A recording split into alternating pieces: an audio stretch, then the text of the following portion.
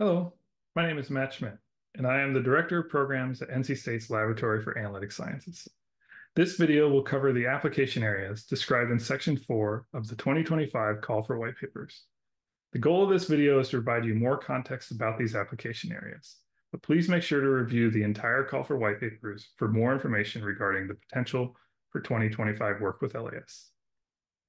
The purpose of talking about application areas is to provide more information about how your interests may intersect with LAS's. A goal for all LAS projects is that they lead to capabilities that can directly benefit intelligence analysts. It's helpful, therefore, to understand the challenges that are faced by those analysts. When calling for potential work, we find it beneficial to talk about unclassified application areas that encompass those challenges. By thinking about how to address the challenges faced in these application areas, we are likely to identify capabilities that can be valuable for the analyst. Moreover, we can use these application areas to validate potential approaches to determine their feasibility and value to potential users. For 2025, we are calling for research related to capabilities in 6 application areas. These application areas may be motivated by analytic challenges presented by use cases around a particular data modality, such as video, audio, or technical documentation. They may also be motivated by a desire for general capabilities, such as the ability to produce relevant tailored summaries, quickly generate reporting at lower classification levels, or running machine learning approaches when you have limited network, compute, and storage resources. I'll go through each of these application areas in turn to give a little more detail on the characteristics of the data, some potentially valuable use cases that are limited by current capabilities, and some potential capabilities that may enable those use cases. The first application area of interest I'll discuss is around LAS's interest in detecting objects and activity in full motion video. Full motion video refers to videos that capture activity in a given environment. These videos can be captured from stationary cameras, like security cameras, or moving cameras, like dashboard cameras. But they rarely ever have a human directing what footage is being captured. Thus, these videos typically contain a large amount of uninteresting footage. But when they do capture footage of objects or activities of interest to the user, that footage can be immensely valuable as a source of information. Thus, one of the biggest pain points analysts have in working with this data is dealing with all the uninteresting footage to identify the footage that is most relevant to them. The goal of this application area is not to simply build the best object or activity detection algorithms. It's to help the user find footage that is relevant to them. To give you a sense of the difference between these two goals, let me give you some examples of use cases that analysts might have. Let's say a user is reviewing dashcam video and sees a car that they think might have been following them. They may want to ask, where have I seen this car before?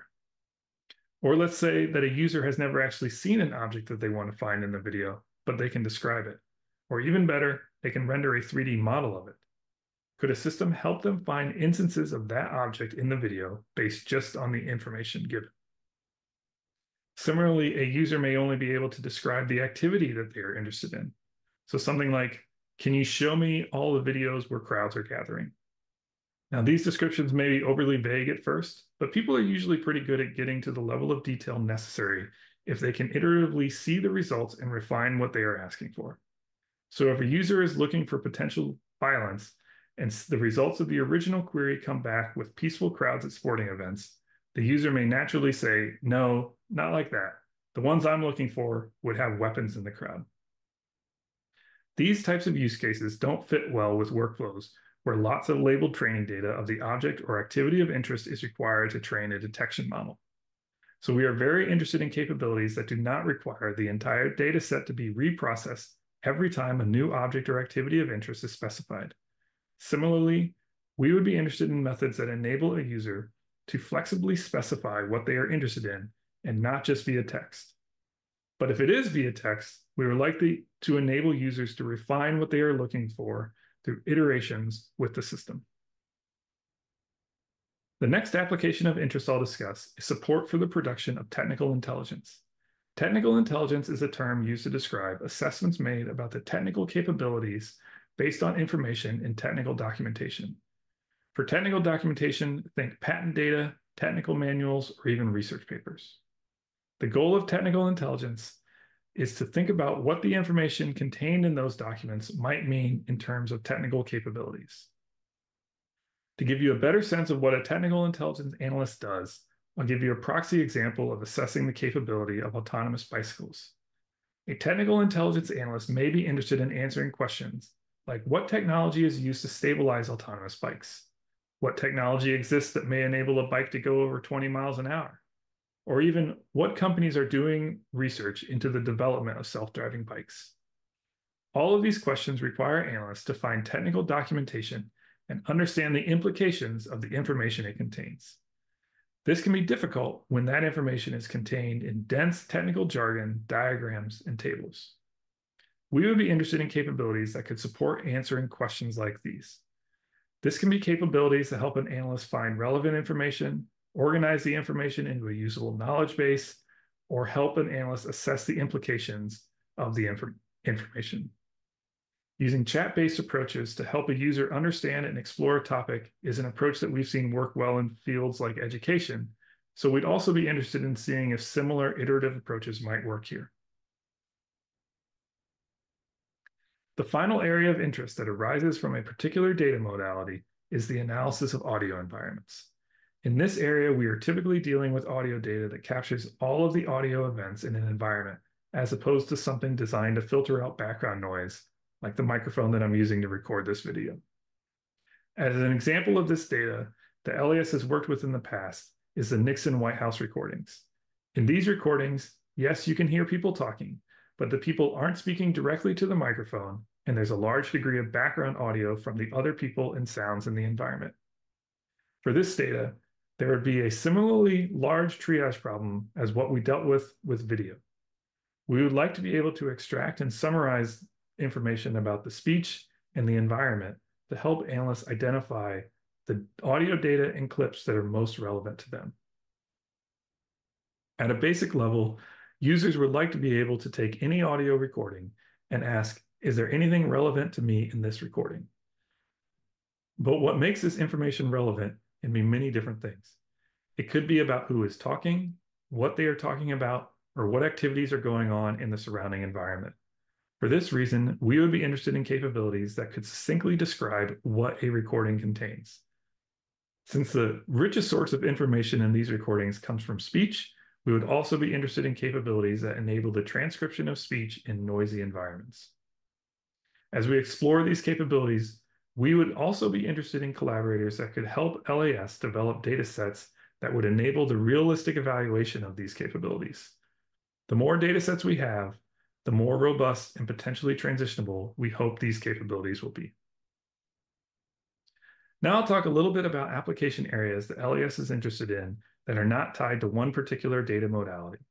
These may be applications that are inherently multimodal or generally agnostic to the modality that they are applied to. The first of these is an application area that serves as the motivating grand challenge for LAS's Summer Conference on Applied Data Science, or SCADS. This is the challenge of creating tailored daily reports. You can think of this as creating a presidential daily brief, but for every analyst. In doing so, we focus on identifying and summarizing information that is newly relevant to the analyst. This focus on newly relevant information leads to some of the particular use cases of a tailored daily report. For example, a technical intelligence analyst may want the tailored daily report to tell them about any new information that changes their assessment of the capabilities of a technology. Or a video analyst may get a new video that requires a summarization of relevant context in order to understand the information in the video. Like most applications, a user is going to want to be able to use the tailored daily report to drill down into more detailed information. These use cases motivate the need for a variety of capabilities. One of the common conceptions of what a tailored daily report could look like is text-based. So methods that can summarize multimodal information via text would be of great interest. Similarly, much of the value of a tailored daily report comes from its ability to identify relevant information. So we would be interested in methods that can identify and recommend that relevant information. And because these reports are supposed to be tailored to an individual user, methods that allow effective tailoring of information content in a tailored daily report would be interesting. The next application comes from a common challenge in intelligence production. Intelligence assessments are often made where they would be most impactful if they could be widely distributed. However, the classified nature of the information used to produce them requires that they be close held. This challenge is sometimes addressed by the creation of Tearline reports, which contain much of the original information but have been edited so that they can be released at a lower classification level. Ultimately, this problem is an instance of a general problem where we would like to generate text that is required to comply with a set of rules. In the case of Tearlines, these would be rules that are related to the classification guidelines that say what information is classified at what level. This is a common task that we ask humans to do, but we would be interested to know if this is a useful way to direct text generation in methods like large language models. In addition to generating text, it could be useful to understand what, if any, parts of a text may violate one of the given rules. Any methods that either provide a capability to generate rule-constrained text or identify portions of the text that violate a given rule would be of interest. Similarly, we would be very interested in methods that can validate that a given text respects all of the given rules in a given rule set. The final application area of interest comes from the fact that many of the most capable triage workflows require significant use of centralized resources. This can be significant network resources to move data around, as well as significant compute and storage resources to run the machine learning models on the data. To see an instance of this challenge, let's say, for example, that we have a large language model that we know can generate descriptions of video files that can be used to quickly triage relevant video content. Such a model will likely contain billions of parameters and require significant resources to run. Therefore, it's likely that the data will be sent to a compute environment that can execute the model on the data. But while the descriptions themselves are relatively small, these raw video files may be much larger. So large, in fact, that the network resources available may not be able to feasibly move those video files to the compute environment. In such a scenario, it would be extremely useful not to have to transfer that raw video data, but running the full large language model will likely require compute and storage resources more than what's available at the edge device, especially if what's available is only a fraction of the compute resources of a single device. Therefore, LAS would be interested not only in methods that could reduce the data transfer requirements while respecting the compute and storage resources available, but also in understanding the potentially necessary trade-offs between machine learning model performance and the available compute and storage resources. This wraps up our video on the application areas listed in the 2025 call for white papers. Please feel free to watch the other videos on the website about the technical areas of interest in the call as well. As a reminder, you can review the full call for white papers via LAS's website at ncsu-las.org. If you have any questions regarding the application areas described in this video, I encourage you to register for one of the sessions during the May 30th Q&A session. You can also reach out to us via the email at las-whitepapers@ncsu.edu with any questions you have as well. Finally, I'd just like to take the time to remind you that white papers are due on Friday, June 28th. Thank you for your time today, and I look forward to reading your white papers.